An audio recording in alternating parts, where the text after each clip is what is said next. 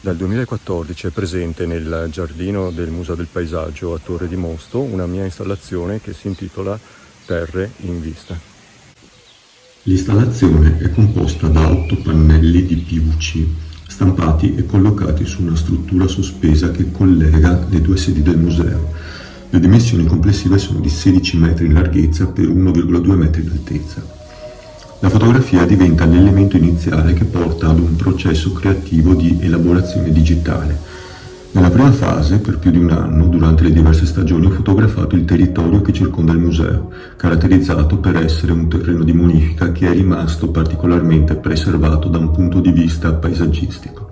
Successivamente ho scelto alcune immagini e attraverso la loro moltiplicazione e riorganizzazione speculare le ho trasformate in una serie di visioni astratte che sono diventate gli elementi che costituiscono l'installazione.